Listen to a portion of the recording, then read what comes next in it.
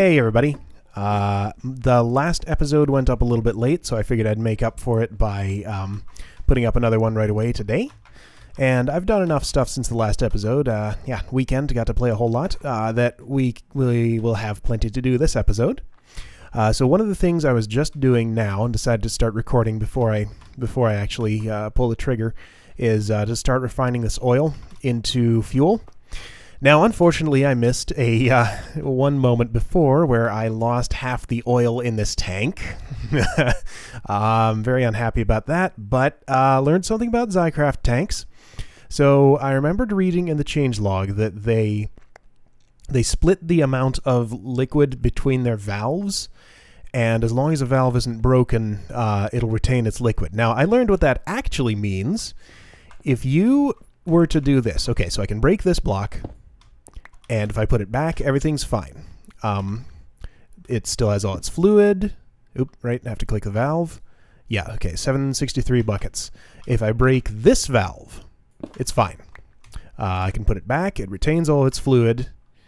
No problem, 763. However, if I break this block, and before reforming the tank, then I were to break this valve, then it would lose half its fluid because that's holding half of it, that's holding half of it. So don't do that. Either break the valve first.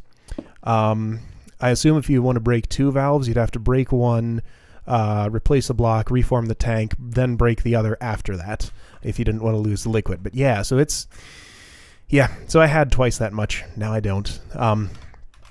Anyway, we're just setting up a really basic refinery here. I mean, no, that's a refinery. I'm putting one biogas engine on it. This doesn't need to go very fast, but it just needs to go, not there, here at all. And this will be handy. I thought about using a combustion engine here, but combustion engines are kind of obnoxious to manage. If a biogas engine runs out of its secondary fluid, which is lava, nothing bad happens. It just stops working. If a combustion engine runs out of its coolant, bad things happen because it explodes. And I tried all sorts of things with gates. They cannot detect very much. I can detect the color of an engine, so with a high enough tier gate, I could do something good with that. But that's the best it gives you. Like you can detect fluid and tank, but it treats both of these, right, pretend this is a combustion engine, this is fuel, and this is crushed ice or water or whatever. It treats these both as one tank, basically, or you can't get at them individually with gates.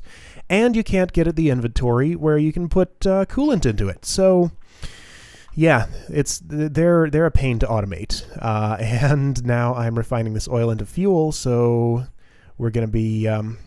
oh, dang it, I figured this might be a problem. Okay, so we need a conduit on this thing. I didn't know if it'd be able to dump its energy into the refinery fast enough, but apparently not. But that's easy enough to solve. Just give me two conduits, and I have my crescent hammer here. And that should slowly turn that oil into fuel. So yeah, that big tank right next to it, this will be, yep, there's fuel in it now. So put, kind of wish I could put it above, but that liquid duct is there, so we're kind of just stuck with that, but that's fine. Okay, so that should be dumping out all of its energy. There it goes. Now this is running faster, although it's going to slow down. Looked up on the Buildcraft wiki, this thing wants, it was hard to tell what the numbers were saying, either 12 or 25 MJ per tick. So yeah, I can see that's turning blue and slowing down a little bit. Oh, and purple. So it's not running at peak efficiency, but that's okay. It doesn't have to. This can just slowly run in the background. Oh, that's interesting. I rotated the engine and this lever's still there. I wonder if that would pop off if I were to... Yep, sure does. That's pretty funny. That's okay, I can put it there. Great. Anyway, there we go. We're getting some fuel. And I have deliberately run my combustion engines upstairs out of fuel. So oh yeah, you heard that chest close. I'll explain what that is in a moment. I've deliberately run my combustion engines out of fuel, so we're running entirely on biogas right now. Goodness, those are low on lava. Okay, that means we need to put more lava in there. That might be enough to start them up another time, but definitely not twice more. Yeah, because I wanted to move these combustion engines, I'd like to get them cooled with crushed ice. They're green because they're trying to turn on, but they have no fuel. Oh, Oh, they're actually losing their heat now. Ah, because they turned off, because the biogas engines managed to fill those up. Okay, good. Anyway, so what's going on outside is I have made myself some golem workers. These guys are helping me out with my cocoa beans and string for these for my frames. I would get out my wand and pick them up, but it's all the way up there, and I'd have to reconfigure them and stuff. So the wood golem, as we've seen in the Thumbonomica, I guess we didn't use these things very much before. So this is an intelligent straw golem. Okay, he doesn't do anything, or doesn't interact with me, but he, as soon as one of these things grows, he will try and knock it down and replant it. So let's get some bone meal just so we can see him working. Now he has a little bit of trouble with the cocoa beans. I'll show you what it does with them. It takes him a little... Oh, dang it, I just stomped on that. All right, let's get a hoe. And you know what? I don't actually have a normal hoe. Let's make one. You'll see in a moment why I don't. I guess I could use... Well, anyway. Just make a stone hoe here. And I should do something so I don't fall on that and trample it. Okay. Actually, here, let's do this. I'll grow this one. He's going to see it and knock it down, and he actually replants not only that one space, but nearby spaces too. So that one got replanted. After he knocks that down, the wood golem sees the stuff on the ground. He's assigned to this chest, so he picks these things up. He is too dumb for anything complicated, so I don't need to tell him anything. Just place him by the chest, and he picks stuff up for you and puts it into it. So this is sort of filling up with flax seeds. We'll probably squeeze these for seed oil. Don't know what else to do with them. Now the stone golem. Oh, here we go. Here's a cocoa bean. Here's what he does. I tried lots of different layouts of this. This is the one that works best and still doesn't work very well because he tries to pathfind to the space that the cocoa bean occupies. There, he got it. And often just stands on it and spins around in circles and doesn't actually break it. Like half the time he'll come over there and actually manage to break it. But it works well enough. The rates are fine. I tried putting this up one block, but then he just couldn't even see them. So, yeah, seems like straw golems with cocoa beans are a little bit problematic, but they work after a bit. So anyway, the stone golem knows to move strings and cocoa beans. Right, this is an intelligent stone golem. He moves strings and cocoa beans from this chest that he's assigned to another chest marked with that color. And I've marked this one. There's a marker right under there. And I've turned that into a double chest so that it's in range of both the impregnated frame fabricator and the cocoa bean one. So the cocoa beans and string and impregnated sticks are coming from this chest. Oh, and I just stuck some extra apiaries I had in there too. And that all works great. This one still just is supplied with soul sand in the inventory here, which is fine because I don't go through soul sand nearly as quick. Not only do I not use as many soul frames as chocolate or impregnated ones, they also only take one soul sand rather than 4 cocoa beans to set up. Okay, so let's do something else. We looked at the swarmer last episode, and it didn't seem to be doing anything for me. I read up a little bit more on it, and I am using it completely wrong, so I misunderstood how it worked. So the swarmer... Oh, okay, we'll do these both at once. The swarmer, what I thought it did was you just put it here, and it would passively give you an extra princess in here every once in a while. Turns out that's not accurate at all. What you do with it is you put royal jelly in here. Every royal jelly gives you a 1% chance to spawn a swarm hive somewhere in the area. So we're putting 100 in here, so that should be a 100% chance. So it's a new type of hive you find out in the world that just it spawns in the area of this once this breed completes. Hopefully, consumes all this royal jelly. Ooh, oh, hang on. No, they're eating it now. Oh, so this might be limited. Okay, here, let me do this. I'm going to turn off the automation for a moment. Let them finish what they're doing. We'll get as many royal jelly as we can in this one breeding cycle after it completes. Okay, well, we'll come back to that in a moment. But yeah, I guess they consume it over time. And yeah, for each one they consume, I guess the chance goes up by 1% for a swarm hive to spawn. But anyway, I'm hoping we can get one of those this episode and see what it looks like and what it does. And see whether you can trade one of those princesses with a villager. Although I don't actually have an apiarist anywhere who wants to buy a princess, so we might not be able to see that immediately. But anyway, I have a second apiary alveary here. This one's for industrious bees. This one is for imperial ones. So we're just producing pollen and royal jelly reasonably quickly. Not as quick as I'd like. I need a lot more royal jelly than I'm actually getting here. But interestingly, pollen is keeping up just fine. So we have one imperial there, one industrious there, one industrious here, one imperial here. This one is not nocturnal. Neither is this one. Okay, the nocturnal ones are in the alvearies, so those are still working. Anyway, oh yeah, and I've hit my ender bees and other... Yeah, I have demonic here, producing glowstone for me. I've hit all the bees that have... negative effects with effect cancellation serum, so I can walk around here safely, because I died here one too many times. Like, okay, that's enough. And I actually managed to make myself a set of apiarist gear. I uncrafted string a few times to get the silk wisps for it, and that worked great.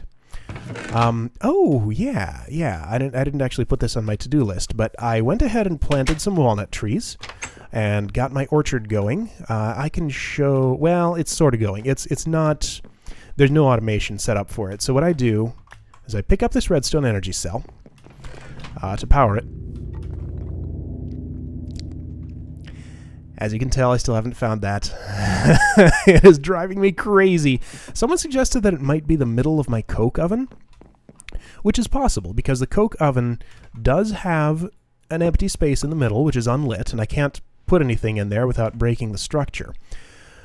But I feel like that doesn't... I don't know if that actually technically counts as an air block, because I never noticed those noises... Never noticed those cave noises before I actually dug out the basement down here. And I was down here working on these tanks, and there was a noise like the one we heard really close to me. Like, it was a lot louder right here. So I figured, aha, I found it! And I went down... Use an x-ray machine right over here. I'll show you what that actually looks like, but I still haven't found the dark spot. I found a few of them and fixed them, but I apparently haven't found whichever one it is that's causing the sounds. And I even dug through the Minecraft source code to see if I could find any clues as to where, how to track it down, and that didn't really help me. But oh yeah, well I'll get to the orchard in a moment, but let's just show this. I mean, you know what these things look like. I've shown them before, but I'll just show what this looks like in this particular world. I was doing it in this wall somehow. No, not right here apparently. But anyway, we can just set it up here. So yeah, for any new subscribers or people who have forgotten how these work, you just put that there, and oops, this here. To TNT or glowstone here. Either one works. I use TNT because it's easier to pick up. And what I do is I flip this lever, then place a block here real quick so that I can see, and then I can place a block here. And there we go. We can look at all of the quartz crystals that are around here. I hate those things. I've learned to like everything else about Xycraft, but I still hate the quartz crystals. They're all over the place. They don't do anything useful. If your ores fall on them when you're mining them, it destroys them. But yeah, I don't see any blocks around here that are at light level 1. And there's caves all over the place that could be obscuring it. Like, I suspect, I'm very suspicious of gravel, because like gravel can fall one block, then create a dark spot above itself. But anyway, I'll keep looking. One of these days I'll find it. I'm just going to leave that open because I want to harvest those, but not right now. Let's see how our refinery's doing. That biogas engine's doing fine. This filled all the way up. It's emptying now. I actually turned off the collection system up there. It was going through saplings faster than the Steve's Carts farm produced them. So okay, that's almost 6 buckets in the time I've been recording, which is only okay. So it's about 6 buckets per 15 minutes. That's perfectly fine. I do not need it to be any faster than that. Right. so, right, we were doing stuff with our orchard. And I feel like I just interrupted myself, but I've already forgotten what I was going to say, so never mind that. So yeah, this orchard. Not really automated at all yet, but I just basically planted these walnut trees here in the area it occupies, and I plunk this down to power it, and put some fertilizer in here. I made this with concentrated compound, and in a moment it should... There it goes. So it's picking the walnuts. A little hard to catch it working. Yeah, there it goes. So leaf blocks stay. They just turn back to not ripe and slowly ripen. I've gotten this one's cross-pollinated. I chopped down the tree that was influencing it just so that wouldn't happen to all of them. Oh, this is actually keeping... Oh, right, no. There's one aqueous accumulator down below. Once that runs out of water, it can't actually keep up, and this will go down to 0. But anyway, how do you cows get out? I've not been breeding my cows at all, and I kill them whenever they get out of the pen. I'm just going to see if they slowly go down to 0. I don't know how they get out. Just stupid... Like, that's an old Minecraft bug that I thought they'd fixed, like, dozens of times, and apparently they've never actually fixed it, because it still happens. Yeah, okay, we got a whole lot of walnuts. That's not bad.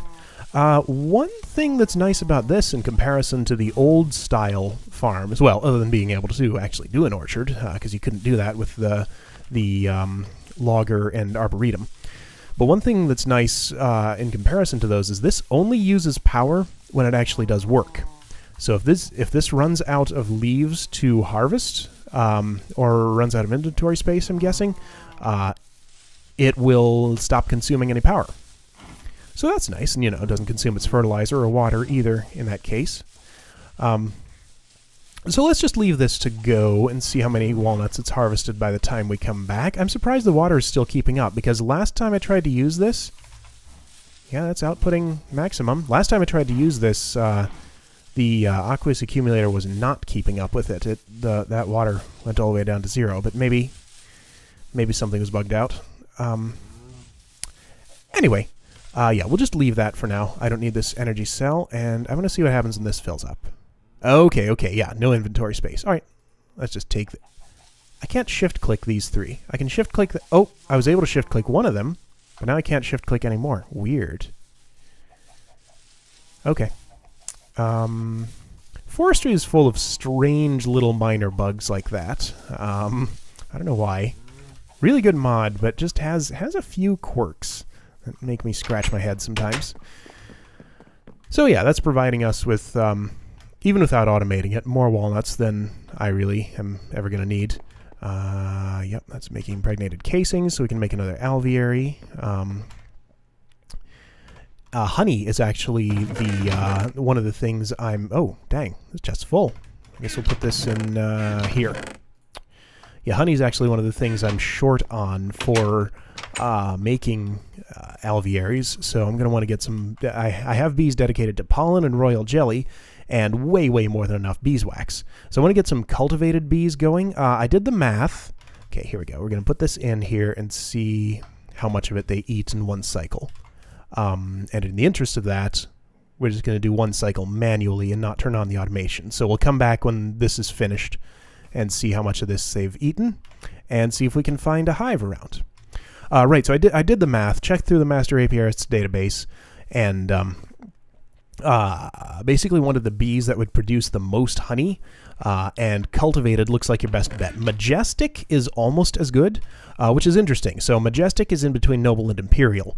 And you figure, okay, you just go through noble to get majestic, you go through majestic to get imperial, and then you're done. But no, majestic bees actually produce quite a lot more dripping combs than imperial ones, at nearly a rate that is better than cultivated if you take honey and honeydew as equivalent. This guy has scared me so many times walking back and forth. Like, I'll come out of my door and it's like, ah, there's something in my face. Oh, there's an Enderman there too, but ignore him. Yeah, I can come around the corner and see that. Ah! Anyway. Right, but yeah, cultivated bees are the best ones for honey production, I've found. Majestic is very nearly as good if you treat honeydew and honey as equivalent, but slightly worse. There's that noise again. Oh, I hate it so much. Anyway, oh, right, there was another half of that I didn't get to yet that I wanted to talk about. So I had actually already done this last episode. I just didn't talk about it or show it.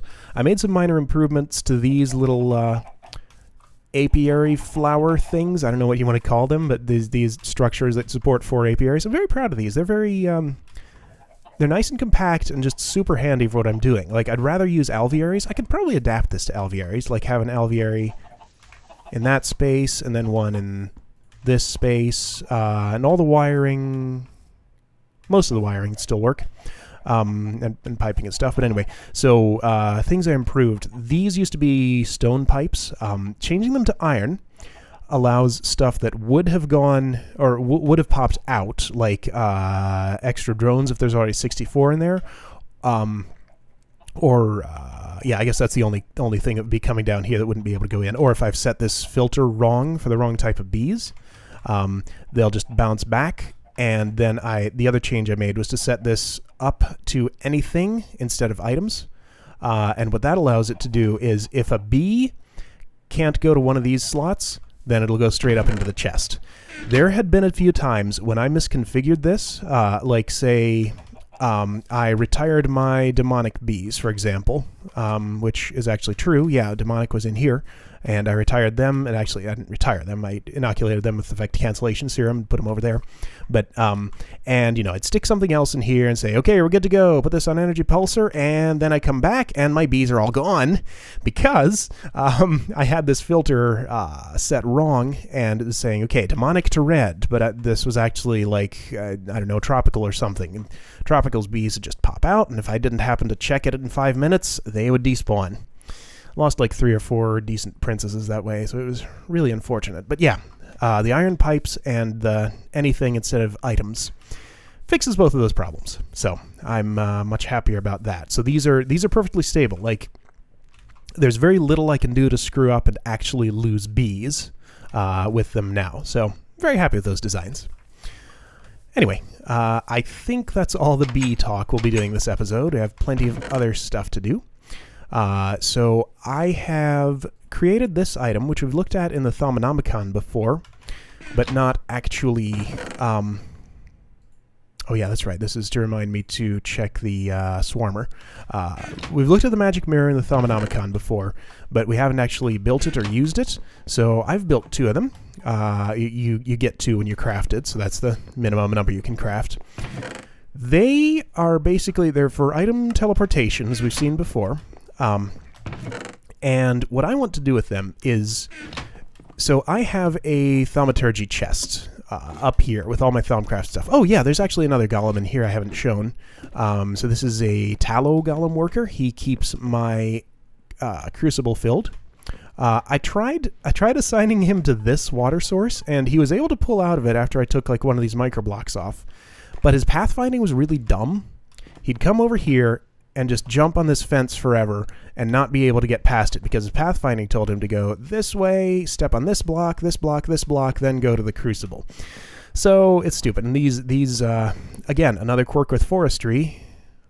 Or maybe, actually, this might be vanilla Minecraft too, because I see my animals right up against the edge of their fences a lot of the time. But either funny forestry wood fences or normal fences will allow creatures to try to pathfind through them, but they can't actually jump up on them because they're a block and a half high.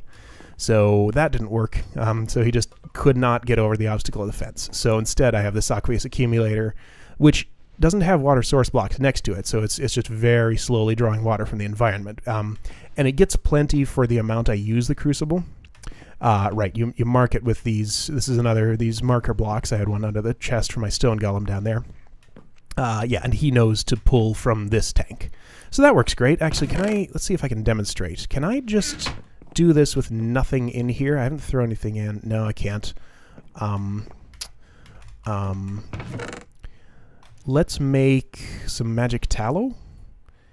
I think you can do that pretty easily. It's, what is it, 4 corpus? Yeah, 4 corpus. Okay, so we'll make some magic tallow to demonstrate. These have 1 corpus each. So I'll just plunk that in there and wave my magic wand. So he's filled it up, then he goes back over there, fills his bucket again, and is ready to fill it up again. So, cool. Anyway, what I was saying was that what I want to do with this magic mirror is this chest is where I put zombie brains and a few other things I collect in the world, like shards that I mine and, you know, great wood, silverwood logs. So magical things, some of which are gathered in the world. And sometimes I'm coming back and, you know, I have a few zombie brains on me, some shards, and I want to dump them in this chest, but I don't want to come all the way up here to do it, because that's the only thing I'd be coming up here for. So what I was thinking was I could set up a magic mirror and just send items through it to get them up here. So, you know, real lazy, but it gives us an excuse to try this out. So if I just place this here, okay, cool. Let's place another. Can I put it on the floor? I can. Okay. What does it take to pick it up? Let's see if I can just... I'm a little bit worried I'm going to destroy it. Let's see. What would definitely not destroy it? I have my wand on me, just in case this... No? Okay. Can I do it with my fist? Not as fast, so I'll just use a pick. Okay. Anyway, so here, let's do this. I might want to make this a hungry chest or put an obsidian pipe here or something. Yeah, let's try it like this. I'm going to put this all the way up on the ceiling. And actually, just for a test run, put one down on the floor and... Do I need to link them or something? Let's see here. Probably do. Let's check the Thaumonomicon. Mirror magic. Enchant a pair of magical eyes and mortal creatures. Okay. To link, you need to place one of them in the desired location. Right click with a second mirror on the one you placed. Okay, I gotcha. Cool. Great. Every 16 items will consume 1 vis. I can deal with that. Oh, you might notice that my crystal capacitor and crystal clusters are gone from there. That is because I had never observed the crystal capacitor charging at all, or the crystal clusters having any effect on the local... Oh, there we go. Local aura. Is this the right way? Do I want to do it the other way around? No, that should work. Okay, so if I toss this in here... There it goes! Awesome! So I don't want to make this a hungry chest because that's only this much space. I guess I'll put an obsidian pipe right here just to... Or, no, we could do something a bit more Thaumcrafty. Do I have a spare... I don't have a spare wood golem. Let's make one. So we'll have a wood golem here, picking up anything that falls on the floor and putting it into this chest. That could go... Well, that couldn't really go wrong, I guess. Yeah, okay. Okay, we'll do that. If I pick this up, is it still linked? Yes, good. Okay, so how do we make a wood golem? We need an animation core. Look, we have one. Good. And what is it? It's like 16 animus, 16 modus, something like that. 8 animus, 8 victus. Okay, we can make that happen. Oops, I missed. I missed that about half the time. It's a very, very small target to hit because you just have a 1 block wide space in there. Anyway, so our other magic mirror... let's see how much of a pain it is to throw stuff in like this. So if I'm here, can I just... No. Okay, so I would have to actually throw it. That's not so bad. Yeah, that's easy to do. Okay, so that'll sit there. And we need 8 victus, which we get from melons. Melons? From the melons. 1, 2, 3, 4, 5, 6, 7, 8. And 8 animus, which we can get from soul sand. I don't know a better place to get it. Soul sand comes with solum and vinculum too, so you have to deal with those. Yeah, there might be a better place to get it. Wispy Essence has it, but it also has a bunch of other stuff and isn't very easy to get. We'll actually be talking about that in a bit. But anyway, let's make this golem. And now does this one... Oh, I should have put on my thaumaturge gear for that. Oh, well. What are you doing? Okay, so we're going to put this guy here, assign him to that chest, and there he goes! Beautiful! Okay, great. So we have this mirror. It'll drop stuff there. Wood golem will put it into our chest for us. And we don't want cobblestone in there, so we'll just leave it out. Okay, great. My wand is on the infusion altar. Okay. And I don't think I need it for anything else. Oh, yeah, so these... I'll bring these with me, because I think we might be using them in a bit. I hit it? Yes, good. Alright, so I need to move a little faster. Yeah, here we go. Okay, so crystal capacitor, Hove growth. Oh yeah, that's what I was going to do. So my closest node... Okay, well, now I want to retrieve something from up there. So I have to actually go up. Don't know how I could do retrieval. Anyway... I guess I could just make this an ender chest or something. But okay, so I want the goggles of revealing and the thermometer. So our nearest node, it's 550, and it's in that direction, is not really all that close to the house. A couple of side effects from that. I have never once seen a wisp outside here. Not a single time, even with all the vis that I use here. So I guess they're far enough away that when they spawn, they just end up despawning. Actually, hang on, let's measure that. So right now we're at 119, 214. And I know the node is over here a fair little distance. Oh, there's that crazy water well thing. I should have slept before I did that. This is dangerous. Just gonna plow right through. So that was 214Z. This is now at 88Z. So that's 126 blocks, is that right? No, that's more. That's 136, isn't it? So yeah, it's more than 128 blocks. So wisps will immediately despawn after they spawn at the node. So that's kind of nice in a way. But it does mean that we can't use... I don't know what the range on crystal clusters or capacitors actually is, but yeah, so those both operate on aura nodes. I kind of figured I could stick the crystal clusters around the capacitor and they'd charge it directly, but no, that doesn't happen. So I think the best bet here is probably going to be to have a local pure node, which you can get from silverwood trees, so that we can actually charge it up. Now, where should we put it? I'm going to put it sort of back here around near my portal. I think this is a good spot. So let's see if this creates what we want. Hove growth. Yep. Do you have a node in you? Chop faster. I need to enchant this axe. I haven't managed to get to level 30 since I made it. Yes, you have a tiny little node. Okay, 84 right there. Now, is that node in range? Or if I go over here... Oh yeah, still definitely in range.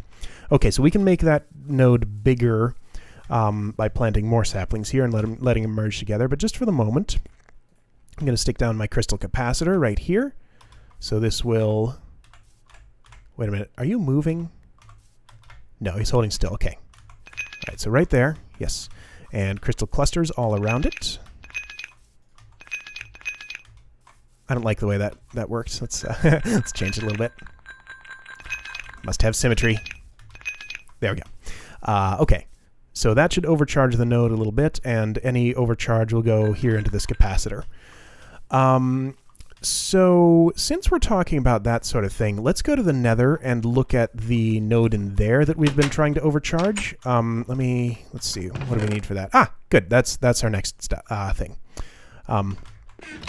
So yeah, I'll just bring everything with me. It doesn't really matter. So I have yet to see any of that stone get infused. Either that's extremely rare, or well, it says it's very rare in the Thaumonomicon. So it might be too rare for me to actually get a chance to observe it. And I might also need more stone in there. I don't know how to...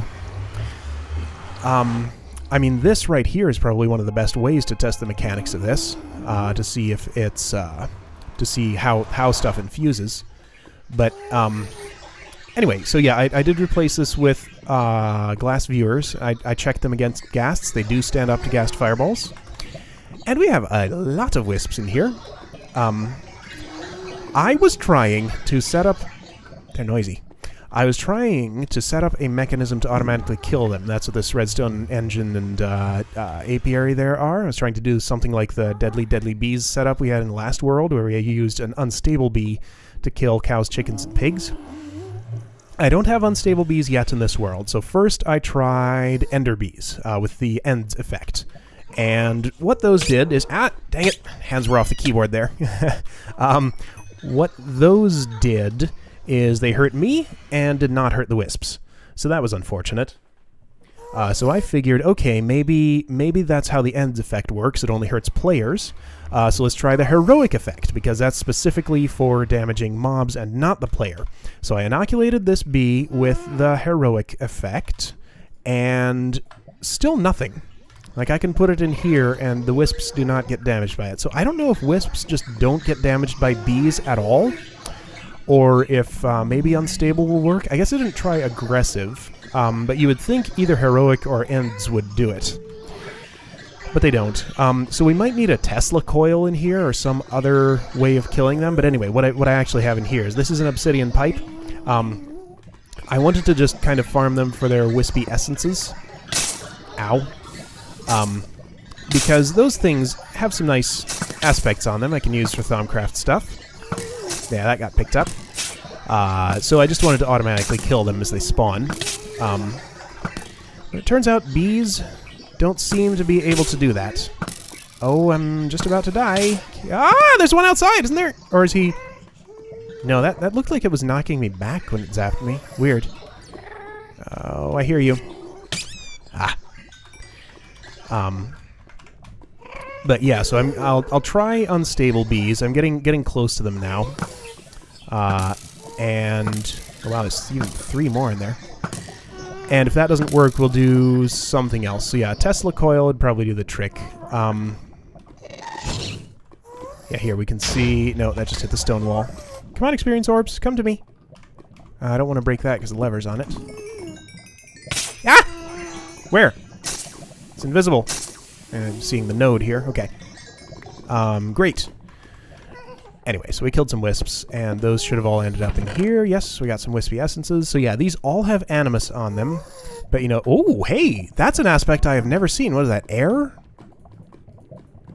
I'm going to take that back and take a look at it in the table.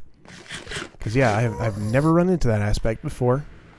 Oh, hey, look, so I noticed my aura has gone down to 247. I still have not determined what's doing that. My best guess is that either it's transferring some of its vis to a nearby node and overcharging that one, or it's trying to infuse some stone and failing because it picks a random spot and it's netherrack, but somehow that still dissipates a bit of vis. Could be one of those two things. Or the other possibility is maybe it actually turns netherrack into infused stone. I doubt that, but you never know. And you know, this stuff isn't very thoroughly documented, and I don't think Thaumcraft is open source or anything, so I'd have to decompile it to actually see what's going on inside, which I may do at some point. I'll have to figure out how to do that. But yeah, let's see what this new aspect we found is. I think it's air, which is, I've heard the name before, but I've never seen it on an item. So if we put this in here, yeah, air, weather, mist, climate. This might be the only item in the game that actually has this. Let's see. Okay, no research available for it. Just had to try, and I'm glad it didn't destroy that, because that's cool. Anyway, oh yeah, while we were in the nether, we wanted to try something else. I'm just going to put a few things away in here. No? We should use our mirror. Nah, I won't. I'll just put it away here. So I wanted to try something else in the nether. I was thinking about this last episode when we were testing out the nether ores, and someone in the comments last episode had the same idea, so let's actually try it now. So we tried the... dang it. Oh, here we go. Silver logs.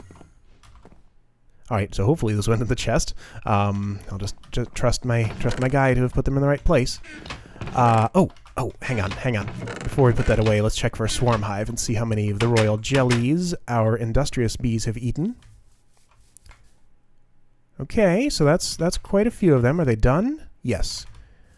So that's 45? 45 of them. Okay, so it ate 45.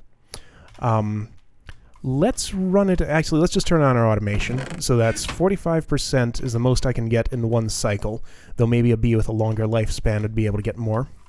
I'm going to check at the end of this episode. I'll just cut away for it and see if I can find a swarm hive that maybe has been spawned around here. But for now, I'm going to go back to the nether. We're going to try the wand of excavation and see if using that on ores makes zombie pigmen angry. Because we know the turtle doesn't. We know the block breaker doesn't. We know mining does. But we don't know other stuff beyond that. So I'm guessing it will. I'm thinking the wand of excavation counts as using a pick on the ore. But I guess it depends how it's implemented. So we're going to get the answer to that right now. I hear zombie pigman around me. Yep, there he is. And here's a coal ore. Oh, fascinating. It does not make them angry. I got it, right? Yeah, coal ore. Gonna get another one. Hey. Hey, man. You taking your ores? You gonna do anything about it? I'm gonna put him right next to me. Oh, oh. Come here. Hey. You just stand there. Hey, man. Watch what I'm doing over here. I'm taking your ores. Aren't you going to do anything about it? One more thing, just for fun. Let's see if they get angry if you place them and then mine them. Yep, sure do. Yep. And now I just... Okay, let's go. Can't get to me when I'm in the portal. Ha! Take that. Okay, cool. So wand of excavation is an easy, safe way to get those. That is much easier than using a block breaker or a turtle, because you'd have to pick it up and place it and do all sorts of crazy stuff. So yeah, wand of excavation. Great. I will be doing nether ore mining like that from now on, assuming I go back. I'm actually very, very short on gold. That is the resource that I need most right now, and copper. Gold and copper. I only have 6 gold and that much copper. Because I want to make a lot of bronze. Biogas engines use bronze, and I want to make a whole bunch of them to actually harvest that biomass that I generated there. Now, there is one way to make copper we looked at before. I've been putting lava cans in this industrial centrifuge. One cool thing about that is it actually gives you a way to sort of transmute... oh, I don't have any more lava cans. I used them all. Okay, that's fine. It gives you a way to sort of transmute your aluminum into tin. Because since you can make cans out of aluminum... and it's the same item ID as the ones you make out of tin. GregTech considers these to be made of tin and gives you it back when you centrifuge them as if that's what they were. So that's nice. So you get tin ingots, more of those out of that than you would if I used like refractory capsules full of lava or just lava source blocks in there. So that's nice. So yeah, that's another thing to do with our aluminum. I'm finding more and more use for this Xycraft stuff. We just need a use for quartz crystals, and I'll be happy enough with it. So let's see. Let me get organized here, and we'll figure out what we're doing next. All right, couple of real quick ones here. So there are a couple of items from Railcraft that I wanted to play with that seemed pretty cool. So this one is the Iceman's Backpack. That doesn't sound so great on the surface, you know, just stores like ice and snow and snowballs. But reading the Railcraft wiki, it has a very interesting feature. Apparently, it sounds like it auto-compacts snowballs into snow blocks. So let's give it a try on our snow golem here. So we're going to dig a bunch of these. They should all go in the backpack, right? Yeah, 3 out of 15 slots, and... Interesting. So it's done it, but it's also split them up into 2 stacks. Let's dig a bit more. Use up this whole shovel. Stone shovels don't last long in this. There we go. So, okay, great. So that automatically makes those into snow blocks. That is awesome if you want to farm snow for something. Don't know, I don't have an immediate use for that, but if I ever do need snow, then that's a great way to get it. Okay, now I can shift-click, and I can't shift-click those. I don't get it. Why did that work? Why doesn't it work now? And see, I can't shift-click those. Ah, it makes no sense.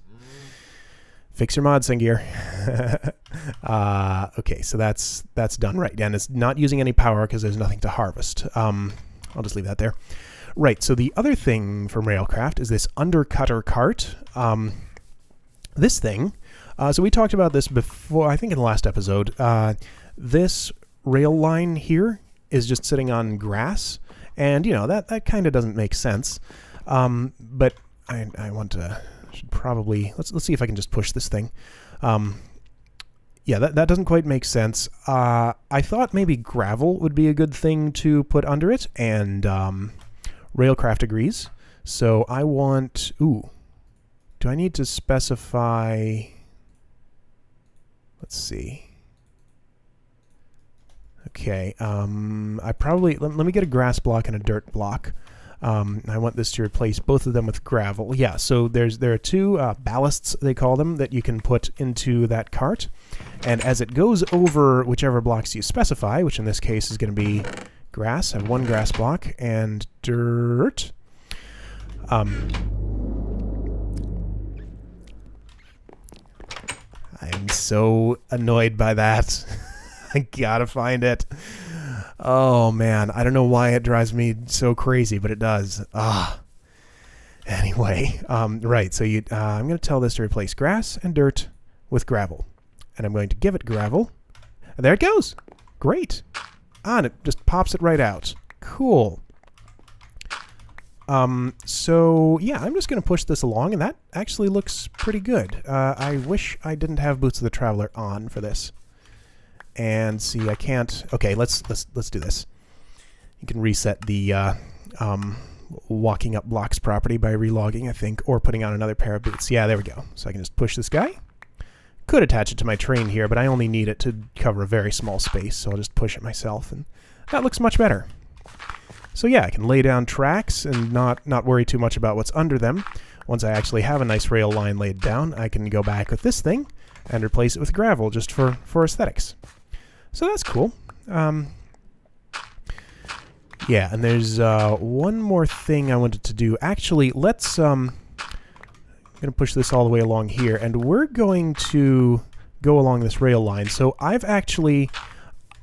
fixed it up with a switch over there to go to the other oil well, and I've actually already pumped that well out entirely. It was a small one. Let me gonna go get my jetpack for this, actually. Let's move faster. I just want to go down to the bottom of the well to see it. There we go. And yeah, it pumped out. So basically I had 2 oil wells worth of oil in the Xycraft tank. Of course, now I only have 1 because I destroyed half of it, but oh well, what can you do? Is my jetpack on? No. So we're going to go over there. I'll show you the intersection and how the switch track works. I put a switch motor on it, and then we will take a look at the actual oil wells themselves. So be right back. Alright, so here's the switch. This is a switch motor. It's made with... It is made like that. Receiver circuits just like that. Oh, and I didn't show the crafting recipe for the undercutter. I mean, you can look this up yourself, of course, but it takes 2 diamond shovels, which is kind of weird, but okay. Anyway, so this switch motor right here lets me control whether this will go this way or this way. I think. Yeah, and if it was coming back, it would just always go this way. So if we hit it, it makes it sound like a piston, and this changes just slightly. So this would go straight, and this would go left. So that's pretty good. So I just put that there, flipped it so that it would go to this oil well over here. That one's all the way pumped out. So let's go over here, and we're going to go down to the bottom of it and see how deep it is. That one only went down to like level 24 or something, and the big glob of oil down in the bottom wasn't very big. So both of these have been small wells, but let's just take a look at this one. Actually, can I even... Yeah, I can get down there. I can go down below. I actually didn't even get a chance to finish coming back here and cleaning this up before it had already finished pumping its stuff out. Let me in. So this is a little hard to do because you can't see very well, but just carefully. There we go. It's a quartz crystal, and there we go. Bottom of this is at... 17. Okay, well that's definitely not all the way down to bedrock, but it's... Yeah, so this area, this is a small one. You know, this is only, what is that, 1, 2, 3, 4, 5, 6, radius of 7, or I guess 6.5, because it'd be in the center of this block. So that's a small one. There are definitely much bigger oil spouts, so we'll have to find a new one. I haven't picked out another one for this yet. Guess I can take down this machinery now because we don't need it here anymore. Yank. Knocked off a torch. Let's put that back. Okay.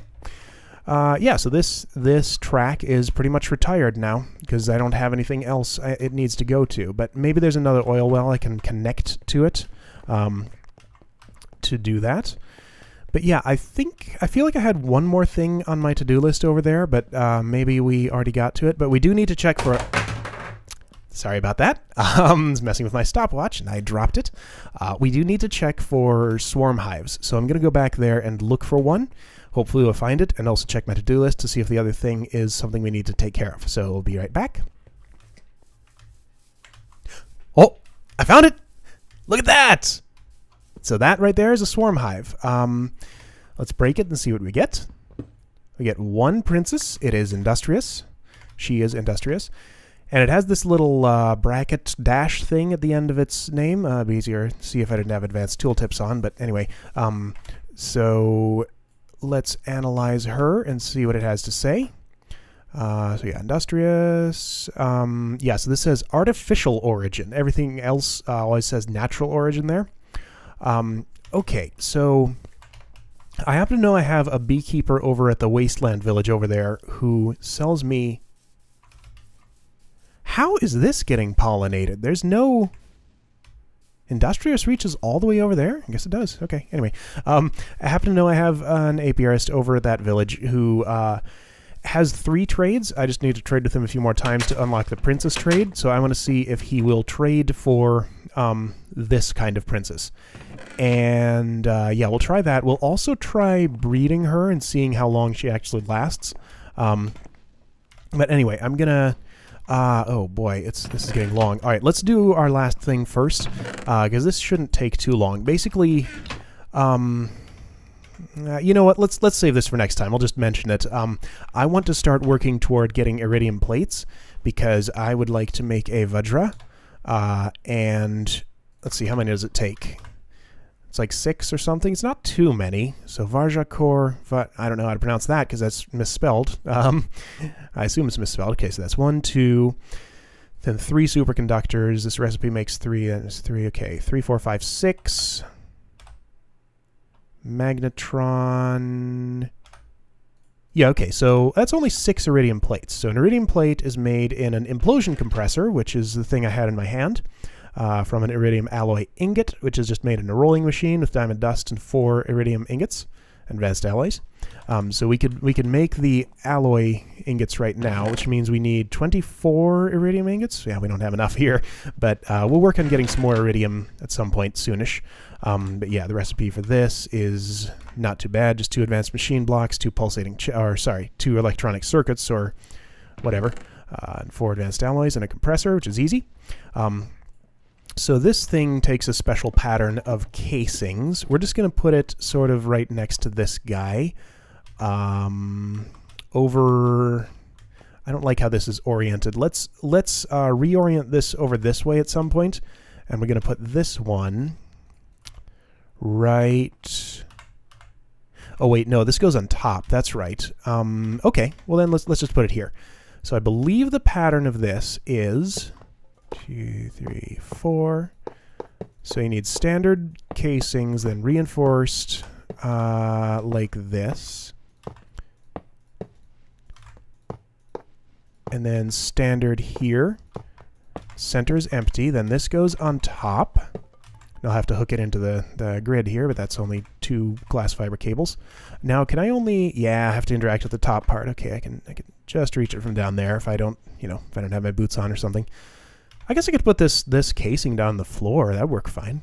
But anyway, you put industrial TNT in here and the thing you want to implode, and it makes it. So it can do iridium plates. Also turns dusts into actual gems, and that is very important once we get bees that produce things like diamond dust for us, which I'm working on. We'll get there eventually. But yeah, so we'll be using this a whole lot for that, and also to make iridium plates whenever we need them. Interesting. So it's different numbers of industrial TNT. Industrial TNT is just, it's 3 to 4 with TNT. Got to add some flint. And behaves similarly. I think it's a little bit less explosion, and you can't pick it back up. If you punch it, it just goes off. But the main thing for it is to use it in the implosion compressor. So, oh man, this is so long. All right, I'm going to cut away here, go trade with my apiarist, and see if I can get him to ask to buy a princess, and see if he will buy this one. So I'll be right back. Messed up spider jockey here. Come on, act right. Ah, whatever. Here's my guy. All right, so he has 3 trades currently. Yes, I was buying some apiaries from him. So apiary for wood, parched comb for wheat, and proven frame for emerald. So this is a good chance for us to get some proven frames. Now, the way these guys work is every time you transact with them and close the window, they pick one of their items that they can sell or trade for, and if it's one they already trade, sometimes they'll give you a better price. If it's not, then they'll open up a new trade. So I just have to buy proven frames a few times from this guy before he'll decide he wants to buy a princess from me, because those are the only 4 trades that these guys have available. Here we go. Okay, princess. Okay, so that's 13269 -1. 13269. Yes! Okay, great! So they will accept swarmer princesses. So that's a place you can put those if you don't want to, or that's a way you can trade with these guys. Like if you're stuck at a brick wall, you know, you need to trade one for a princess before he'll sell you proven frames, or to reopen that trade, for example. Let's just fill our inventory with these. And yeah, so that, well, now I can't fit that in. So that lets me do that. Anyway, that's going to do it for today. Okay, he's done trading. Cool. So I got to get another swarmer princess, or if I wanted to give him one of my non-renewable ones, I could, but I will not. Ah, there's an oil spout. Cool. Maybe we'll pump this one next, because this isn't too far away from home. But anyway, I better wrap it up right here. So I'll see you guys next episode. Thanks for watching.